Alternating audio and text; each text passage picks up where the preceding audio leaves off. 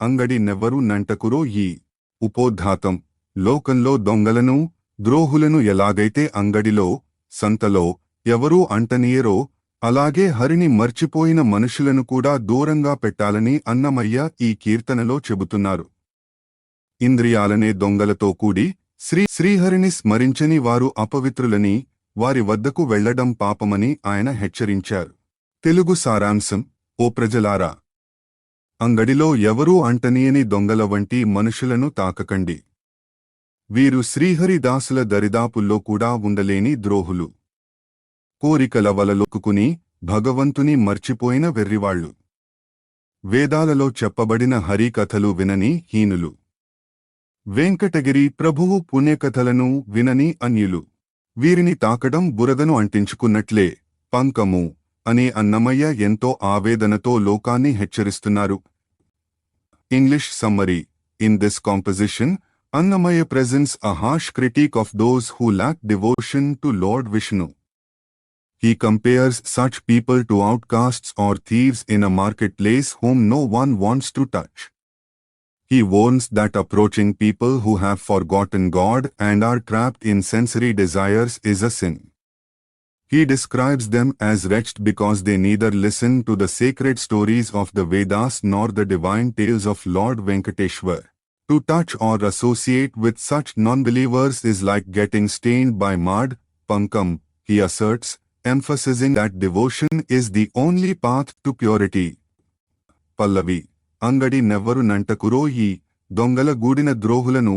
భావము: సంతలో అంగడి దొంగలను ఎలాగైతే ఎవరూ అంటనీయకుండా దూరం పెడతారో అలాగే ఇంద్రియాలనే దొంగలతో చేతులు కలిపిన ఈ ద్రోహులను ఎవరూ అంటకండి. వివరణ: భగవంతుని దారి తప్పి తిరిగే వారిని సమాజం దూరంగా ఉంచాలని, వారి సాంగత్యం ప్రమాదకరమని అర్థం. చరణం 1: దోసము దోసము తొలరో శ్రీహరి దాసానదాసుల దగ్గరక ఆసలనాసల హరినెలగక చెడి వీసరపోయిన వెడ్డులను. భావము: శ్రీహరి భక్తులకు దాసానదాసులకు దూరంగా ఉండే వీరిని చేరడం దోషం. ఎన్నో ఆశల వెంటపడి ఆ హరి తెలుసుకోలేక జీవితాన్ని వ్యర్థం వీసర చేసుకున్న వెర్రివాళ్లను తాకకండి. వివరణ: హరిభక్తుల వద్దకు వెళ్లకుండా కేవలం ప్రాపంచిక సుఖాల కోసం పాకులాడే వారు వెర్రివాళ్లని భావం. చరణం 2: పాపము పాపము పాయరో కర్మపు తాపపు వారము దగ్గరక చేపట్టి వేదపు శ్రీహరికథలు ఏ పొద్దు వినని హీనులము. భావము: కర్మ ఫలాల వల్ల తాపత్రయపడే వీరి దగ్గరకు వెళ్లడం పాపం. నిరంతరం వేదాలు కొనియాడే శ్రీహరి కథలను ఎప్పుడూ వినని హీనులైన వీరిని దూరంగా వదిలివేయండి. వివరణ: భగవత్కథా శ్రవణం లేని జీవితం హీనమైనదని అన్నమయ్య ఇక్కడ స్పష్టం చేశారు. చరణం 3: పంకము పంకము పైకొని రాకురో కొంకుగొసరుల కూళ్ళము వెంకటగిరిపై విభుని కథ లంకెల వినని యన్యులము. భావము: బురదను పంకము ఒంటికి అంటించుకోకండి. భయం, అజ్ఞానంతో నిండిన ఈ పనికి మాలిన వారిని చేరకండి. వెంకటగిరి మీద వెలసిన ప్రభువు యొక్క పుణ్యకథలను క్రమం తప్పకుండా లంకెలా వినని అన్యులైన వీరితో స్నేహం చేయకండి. వివరణ: భగవంతుని స్మరించని వారితో సాంగత్యం బురదలో పడటం వంటిదని. కేవలం వెంకటేశ్వరుని భక్తులతోనే స్నేహం చేయాలని అన్నమయ్య ముక్తాయింపునిచ్చారు. సొగియున మడియు ముచ్చుకు బండు వెన్నెలలు. ఉపోద్ఘాతం: దొంగకు వెన్నెల అంటే భయం, పేదవాడికి దక్కని ధనం భారం, రోగికి అమృతం కూడా వికారం. ఇలాంటి లోకరీతి ఉదాహరణలను అన్నమయ్య ఇక్కడ వాడారు. గోవిందుని తలపు అనేది దుష్టులకు రాదని, ఒకవేళ వచ్చినా అది వారిని ఇబ్బంది పెడుతుందే తప్ప శాంతిని ఇవ్వదని చెబుతూ వెంకటేశ్వర స్మరణ ప్రాముఖ్యతను వివరించారు. తెలుగు సారాంశం: దొంగకు నిండు వెన్నెల ఆనందాన్ని ఇస్తుందా? లేదు. అది శత్రువులా కనిపిస్తుంది కాబట్టే వాడు చీకట్లో దాక్కుంటాడు. అలాగే గోవిందుని చింతన లేని వారికి భగవన్నామంపై ఆసక్తి కలగదు. బలహీనుడికి అరుదైన ఆహారం అరగనట్లు దుష్టుడికి హరి కీర్తనలు అబ్బవు.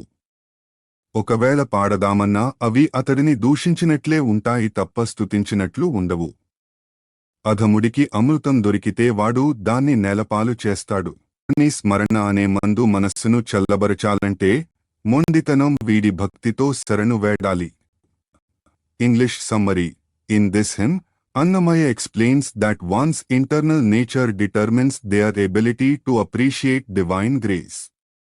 Just as a thief fears the bright moonlight and hides from it, a person lacking devotion finds no joy in remembering God.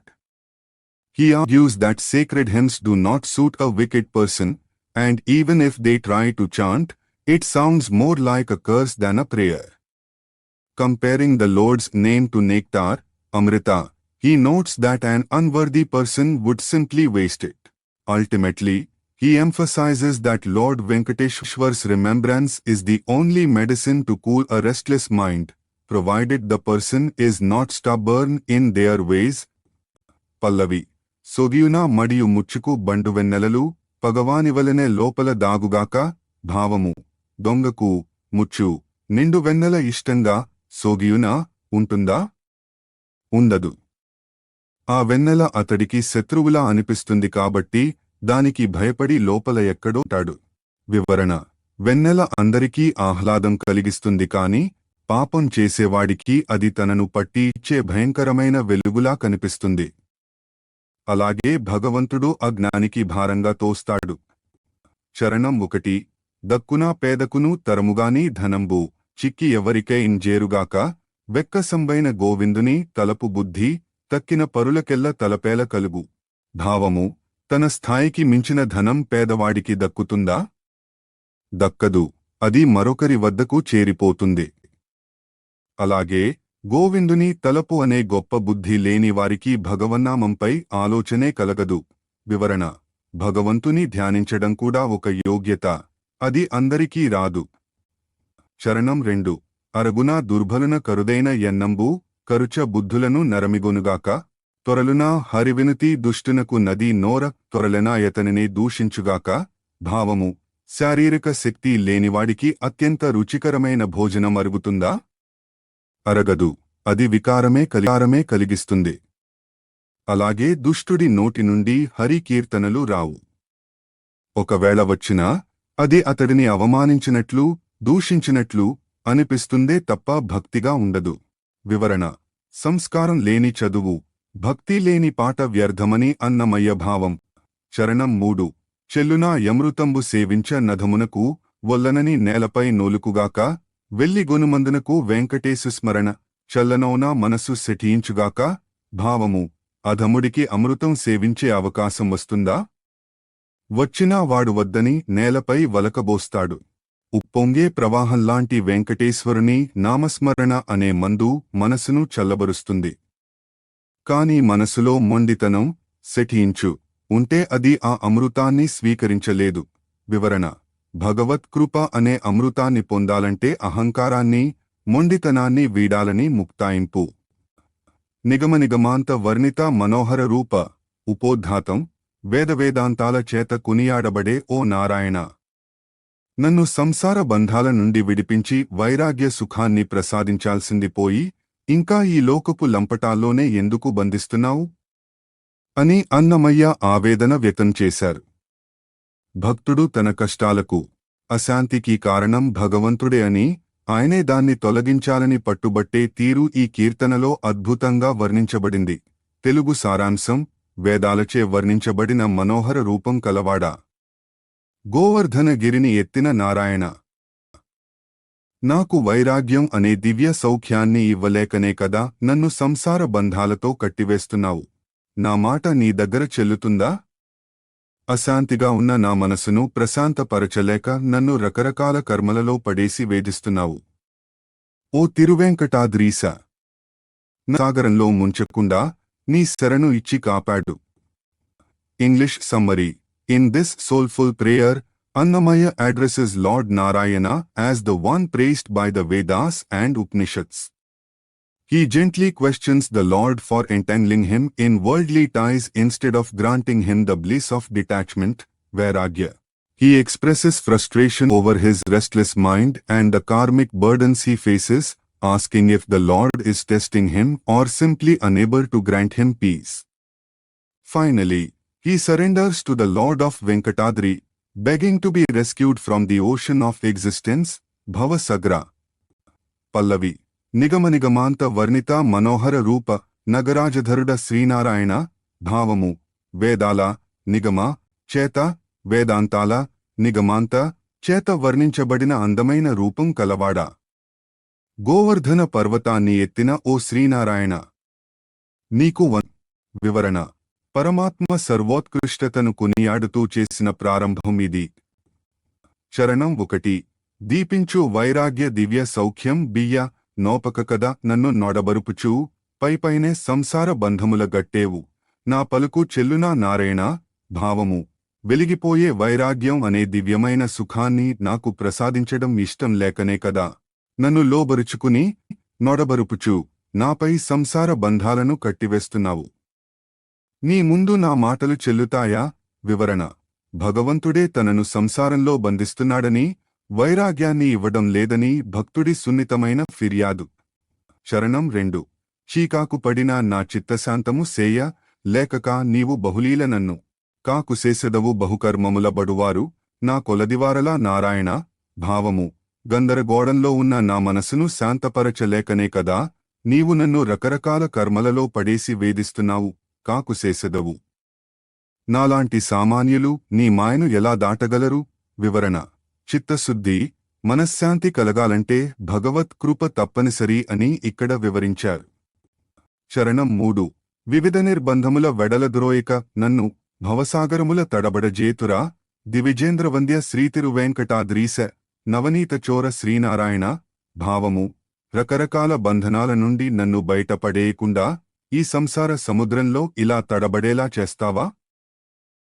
దేవతలచే వందనాలు అందుకునే ఓ తిరువేంకటాద్రీశ, వెన్న దొంగిలించిన కృష్ణ, నన్ను కాపాడు. వివరణ: స్వామిని నవనీత చోర, వెన్న దొంగ అని సంబోధించడం వెనుక నా మనస్సును కూడా అలాగే దొంగిలించి నీ వైపు తిప్పుకో అనే ఆంతర్యం ఉంది. B1S244. తెల్లవారనియరో తెరువు ఈ ఉపోద్ఘాతం. ఈ లోకంలో మనిషి ప్రయాణించే దారి ఎప్పుడూ ఒకేలా ఉండదు. అజ్ఞానంలో ఉన్నప్పుడు అది దొంగలు తిరిగే భయంకరమైన దారిలా ఉంటుంది. చలి, ఎండ, పాము పుట్టలు, కంటికి కనిపించని గ్రహగతులు, గాములు అన్నీ ఇక్కడే ఉంటాయి. అయితే ఎప్పుడైతే వెంకటేశ్వరుని దర్శనం కలుగుతుందో అప్పుడు ఆ దారి పన్నీటి కాలువలా మారి ఆకాశాన్ని భూమిని కలిపే మోక్ష మార్గంగా మారుతుందని అన్నమయ్య ఈ కీర్తనలో వర్ణించారు. తెలుగు సారాంశం: ఈ సంసార మార్గంలో జ్ఞానోదయం, తెల్లవారడం ఎప్పుడు కలుగుతుందో తెలియదు. ఇక్కడ కామ క్రోధాదులనే దొంగలు తిరుగుతుంటారు. ఈ దారిలో పూల తోటలు, తీపి ఆశలు ఉన్నట్టే అనిపిస్తాయి కాని అవి ఎండమావుల వంటివి. పాము పుట్టలు, చీమల దొంతరలు ఉన్నట్లుగా ఈ మార్గం ఎంతో క్లిష్టమైనది.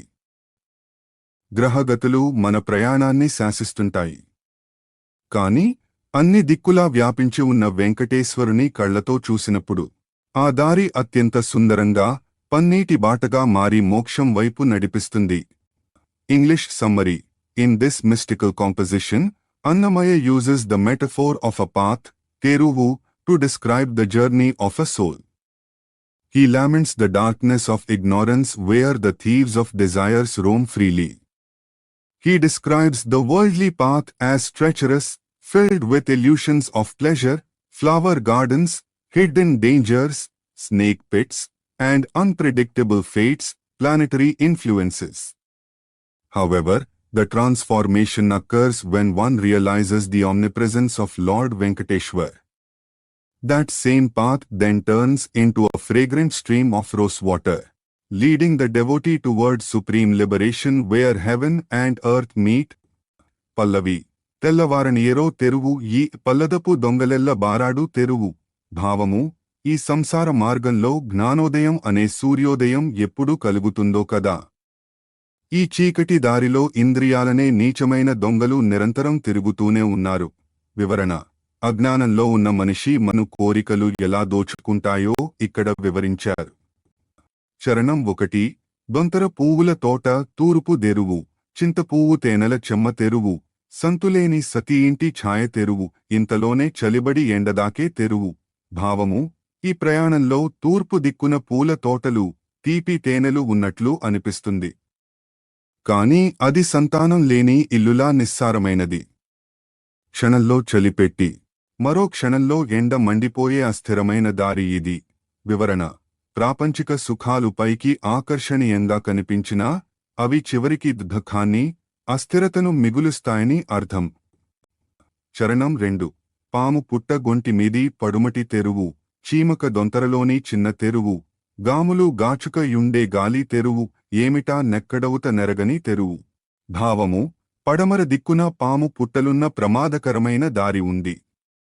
చీమల దొంతరల్లాంటి ఎన్నో సన్నని మార్గాలున్నాయి. గ్రహగతులు, గాములు పొంచి చూసే ఈ దారిలో ఎక్కడ ఏమవుతుందో ఎవరికీ తెలియదు. వివరణ: జీవితంలో ఎదురయ్యే ఊహించని ఆపదలను, కర్మ ఫలితాలను అన్నమయ్య ఇక్కడ వర్ణించారు. చరణం 3. అన్ని దిక్కులునూ దానే ఉన్న తెరువు, పన్నీటి కాలువల బాట తెరువు, కన్నుల వెంకటపతి గన్న తెరువు, మిన్ను నేల గూడిన మీది తెరవు. భావము: అన్ని దిక్కులా వ్యాపించి ఉన్న ఆ పరమాత్మను చూసినప్పుడు ఈ దారి మారిపోతుంది. అది పన్నీటి కాలువలు ప్రవహించే బాటలా ఆహ్లాదకరమవుతుంది. శ్రీ వెంకటేశ్వరుని కళ్ళారా దర్శించినప్పుడు ఆ దారి భూమిని ఆకాశాన్ని కలిపే పరమపద సోపానమవుతుంది. వివరణ: భగవత్ సాక్షాత్కారం కలిగితే సంసార కష్టాలన్నీ తొలగిపోయి మోక్షమార్గం సుగమమవుతుందని అన్నమయ్య ముక్తాయింపునిచ్చారు. నమో నారాయణాయ నమః. ఉపోద్ఘాతం: ఈ సంకీర్తన పరమాత్మ యొక్క సర్వాంతర్యామిత్వాన్ని, ఆయన దేవేరులైన భూదేవి, శ్రీదేవి మరియు సత్యభామలతో ఆయనకు గల అనుబంధాన్ని వర్ణిస్తుంది.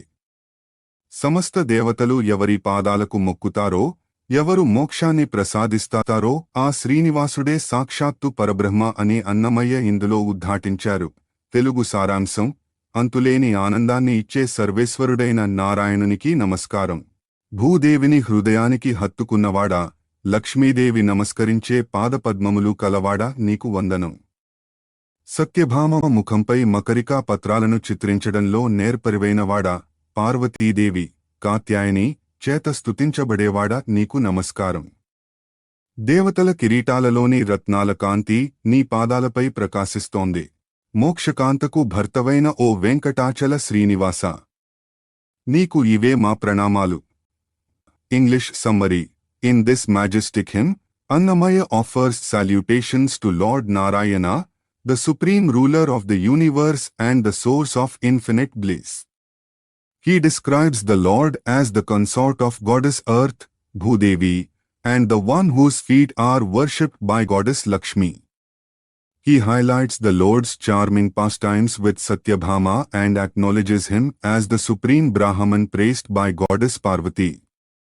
With the gems of the gods' crowns reflecting on his lotus feet, Lord Venkateshwar of Venkatadri is hailed as the giver of liberation, Kavalya. Pallavi: Namo Narayanaya Namaha, Samadhikanandaya Sarveswaraya. భావము: సర్వేశ్వరుడు, అమితమైన ఆనంద స్వరూపుడు అయిన శ్రీమన్నారాయణునికి వందనం. వివరణ: నమో నారాయణాయ అనే అష్టాక్షరీ మంత్రంతో ప్రారంభించి భగవంతుడే సర్వశక్తిమంతుడని అన్నమయ్య చాటి చెప్పారు. చరణం 1. ధరణీసతీ ఘనస్తనశేల పరిరంభ పరిమళ శ్రమజల ప్రమదాయ సరసిజ నివాసిని సరస ప్రణామయుత చరణాయతే నమో సకలాత్మకాయ. భావము: భూదేవిని ఆలింగనం చేసుకున్నప్పుడు కలిగిన అలసట వల్ల ఏర్పడిన చెమట బిందువుల సువాసనతో ఒప్పేవాడా, పద్మ నివాసైన లక్ష్మీదేవి ఎంతో అనురాగంతో నమస్కరించే పాదములు కలవాడా, సకల ప్రాణులలో ఆత్మగా వెలిగే నీకు నమస్కారం. వివరణ: భగవంతుని శృంగార లీలను మరియు ఆయన పాదాల విశిష్టతను ఇక్కడ వర్ణించారు. చరణం 2. సత్యభామ ముఖాంకన పత్రవల్లికా నిత్య రచనక్రియా నిపుణాయ కాత్యాయని స్తోత్ర కామాయతే నమో ప్రత్యక్ష నిజ పరబ్రహ్మరూపాయ. భావము: సత్యభామ ముఖముపై కస్తూరితో పత్రాలు, మకరికా పత్రాలు, అలంకారాలు చిత్రించడంలో నిరంతరం ఆసక్తి చూపే నేర్పరివైన వాడా, కాత్యాయని దేవి చేత స్తుతించబడేవాడా, కంటికి కనిపించే సాక్షాత్తు పరబ్రహ్మ స్వరూపమైన నీకు వందనం. వివరణ: ఇక్కడ శ్రీకృష్ణుడి లీలను గుర్తు చేస్తూనే హరిహరాద్వైతాన్ని, పార్వతీదేవి విష్ణువును స్తుతించడం అన్నమయ్య సూచించారు. చరణం 3. దేవతాధిప మకుట దివ్యరత్నాంశు సంభావితామల పాదపంకజాయ కైవల్య కామినీ కాంతాయతే నమో శ్రీ వెంకటాచల శ్రీనివాసాయ. భావము: ఇంద్రాది దేవతల కిరీటాలలోని దివ్య రత్నాల కాంతులు నీ నిర్మలమైన పాదపద్మాలను తాకి పూజిస్తున్నాయి. మోక్షమనే కాంతకు భర్తవైనవాడా, మోక్షప్రదాత శ్రీ వెంకటాచలముపై వెలసిన శ్రీనివాస, నీకు నమస్కారం. వివరణ: దేవతలందరూ స్వామికి దాసులని, ఆయనను సేవించడం వల్ల శాశ్వతమైన మోక్షం లభిస్తుందని అన్నమయ్య ముక్తాయింపునిచ్చారు.